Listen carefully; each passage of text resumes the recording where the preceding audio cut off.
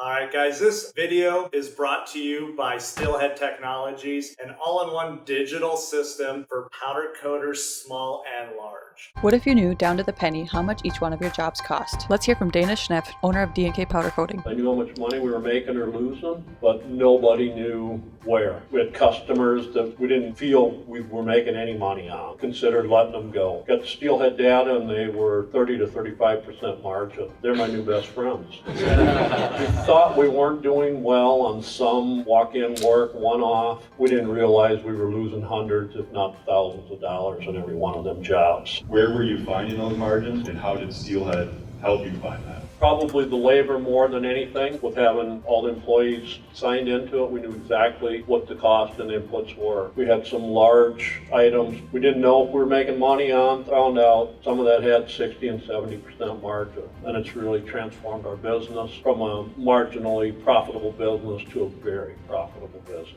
A lot less work and make a lot more money. It's the American dream, really.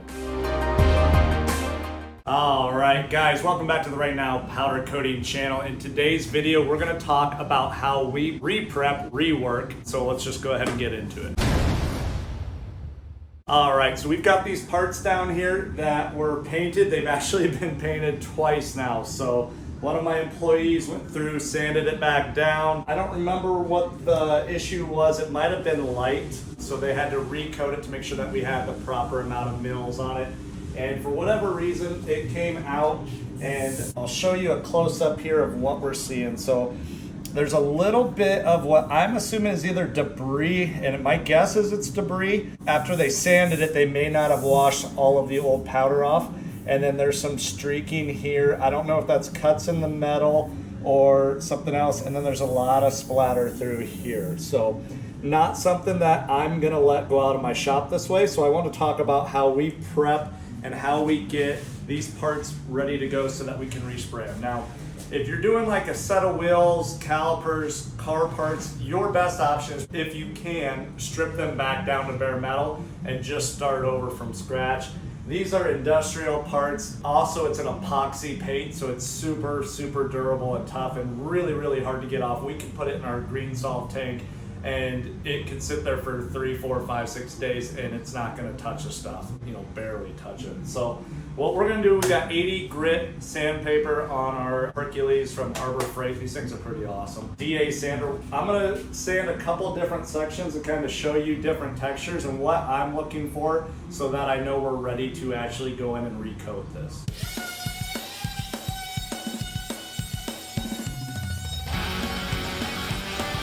Just real quick, we scuff this up. So some shops, they're gonna say that's good enough, go ahead and coat it. But if you look down here, I did some things on purpose. So we just kind of did a light sanding over it. I dug the side in a little bit so we could put these deep scratches in.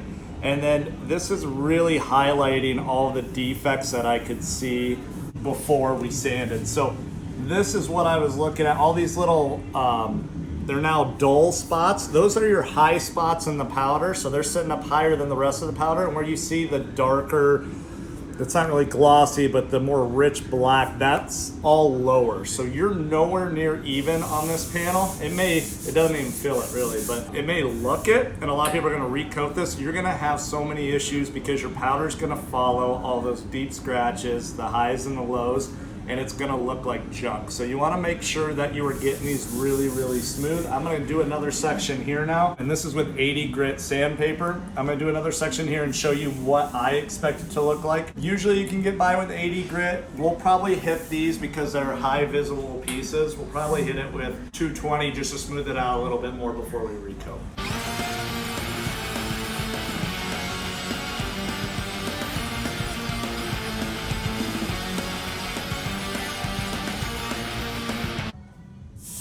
So another couple things I want to point out.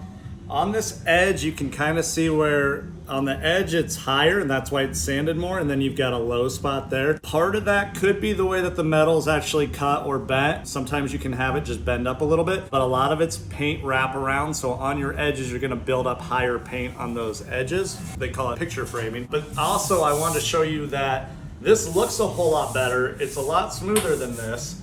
but you're still not there yet. So if you look in here closely, you can actually see swirl marks from the sandpaper. You can still see shade differences, meaning your highs and lows aren't quite smoothed out yet. So we're gonna go back to work on this a little bit and get it a little bit smoother.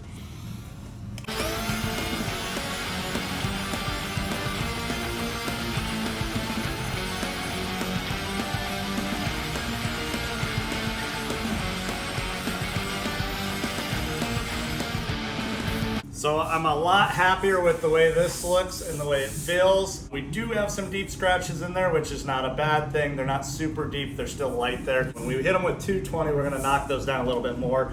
We did break through to metal here on this side, not a big deal for what we're doing. As long as you keep that edge nice and feathered, you aren't gonna have an issue getting it to smooth back out nicely. So that's where we'll go with the 80. I'm gonna go to 220. Obviously I'm gonna finish the rest of this part out at 80, but I'm not gonna make you watch that. And then we'll come hit it with 400, and then we'll show you the washing. I like to wash them, blow them dry, put them in the oven, cool them down, and then we'll obviously be recoating them. So we'll get to all that. All right, so we've got these all sanded out now and ready to go. Obviously they're still dusty, dirty. We're gonna clean them with our phosphate cleaner, and then we're going to rinse them and then blow them completely dry. I don't want anything sitting on top of this old paint that might affect the next layer, whether that be buildup of phosphate or something like that. The reason we're using the phosphate is because it's a cleaner etcher, and I don't have it set up for like just a detergent. If you have like Dawn dish soap, you could literally get like a pump sprayer, spray it on there, scrub them, rinse it off, and you would have ultimately the same effect. It'd be a nice clean part to paint on.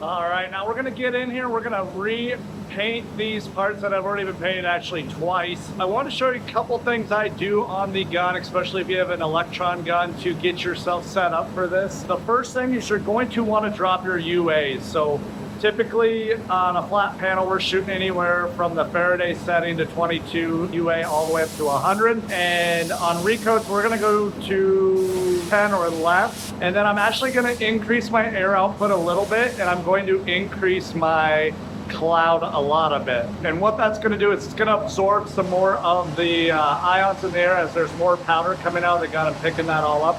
It's gonna prevent back ionization and that sort of thing. So I'm gonna show you the settings I have on the gun now. They're pretty high, but I wanna make sure we can get these out. They're doing like 5 minutes. So I'm gonna show you the settings, then I'm gonna show you painting one of them, and then we'll wrap this up. All right, so as you can tell, we leave the KV totally alone. I'm at 8 UA, and then my total air to the pump is 5.0, and my percentage of powder is 56. So when I sprayed these, for example, I was closer to 4.0, and on my percentage, I was probably around 35 to 40. I don't remember exactly because that was on Wednesday or Thursday of last week, and it's Monday of the next week. So this is what we're spraying at. I actually already sprayed that one. I forgot I was recording this, so you can kind of see the finish. It looks pretty good. And we still have this one to finish. So as you can see, we've washed it, it's dried. We're ready to put the powder on.